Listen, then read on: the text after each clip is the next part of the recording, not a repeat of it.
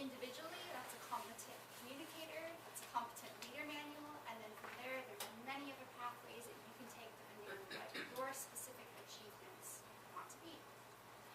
More specific is the collective goal that we all have to get our club to be the distinguished club at the end of the year, which happens in June for Toastmasters. But you've probably heard about that. You've probably heard Laura and John speak about that before. So I want to give you a bit more of a specific example of a goal, maybe a bit elementary, for a goal that I reached about this time last year. My husband and I were in Mexico City, and we took a tour of the Pyramid of the Sun and the Moon. It's an ancient Aztec site. We had gone up the Pyramid of the Moon, and we were at the base of the Pyramid of the Sun.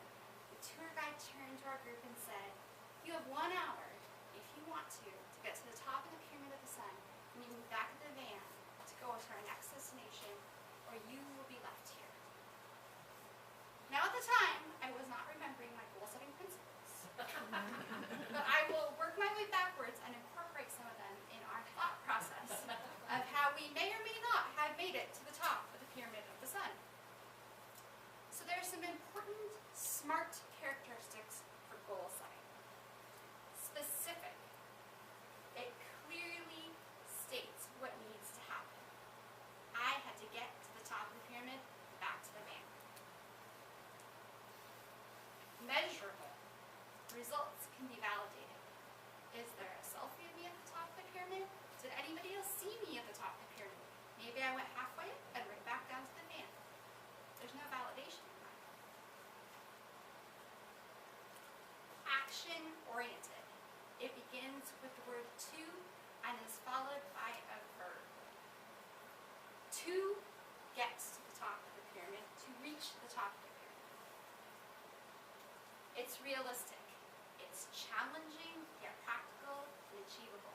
It's not too big, it's not too small.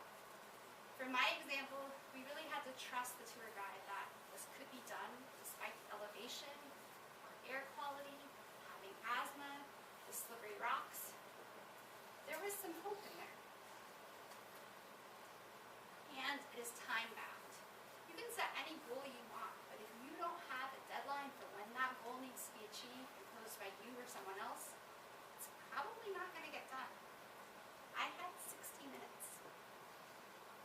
So now that we've talked about some of the characteristics of a goal, let's talk about the specific actionable steps that you need to do to realize your goal. First off is implement your goal. It could be individual, it could be a team-based goal. Most often, people develop a sense of ownership and have a stake in the goal when they have something at the end. Maybe it's a raise, maybe it's a bonus, maybe you need your CL and your CC for your next step at work. My stake was, my entire life, I had wanted to go to Mexico City. This is all I talked about for years and years. My husband's stake was he was tired of me talking about it. He wanted to go eat street food, and he partially funded the trip. For best results, if you can, write it down. That wasn't really possible for us. And think about all of the challenges to reach your goal. If it helps, you could have your own pyramid with your goal at the top, and all the potential challenges on one side you need to overcome, and all of your actionable steps on the other side that you need to overcome. Or all of the actionable steps that you need to do to overcome your challenges to reach your goal.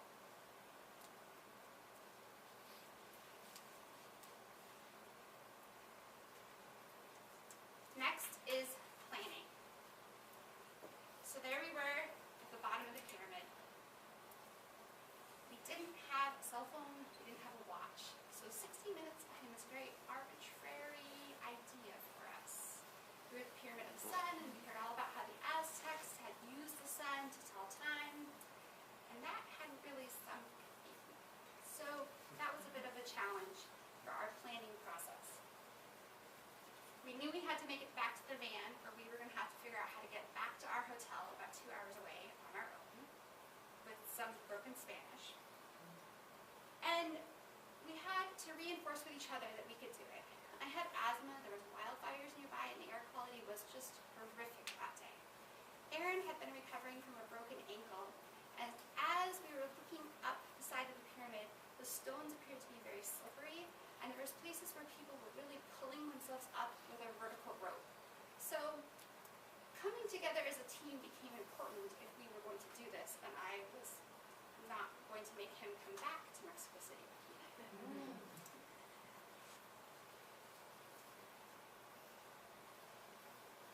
We also had to be future oriented. We had the goal that we wanted to accomplish together. A buffet was the next stop on our tour, and that was Aaron's next immediate goal, was to be fed.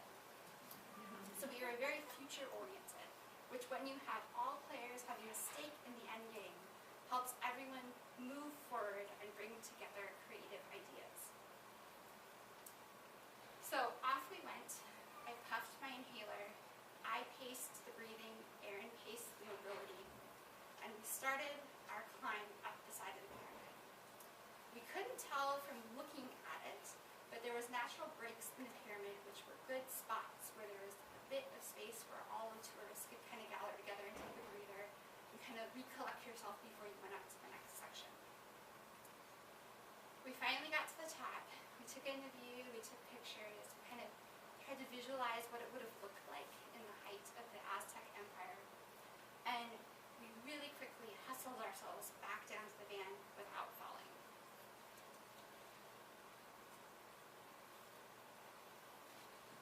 So the 5 steps to claiming your goal: strategize, set a timeline, assign responsibilities, obstacles, and modify as necessary. You can never anticipate everything that will go wrong and can go wrong, but you should allow yourself and your team the flexibility to adapt as necessary.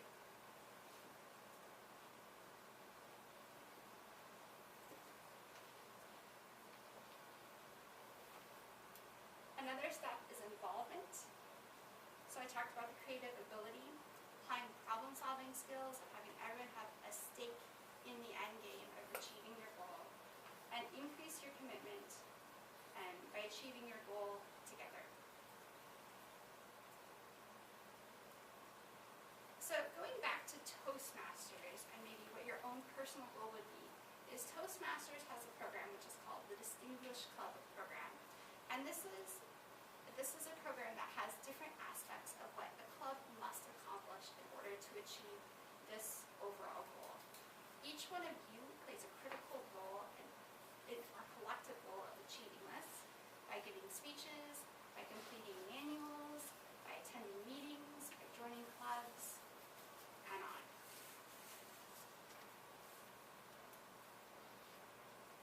So by completing this speech, I'm 50% of the way for our club to achieve a competent leader goal for the year.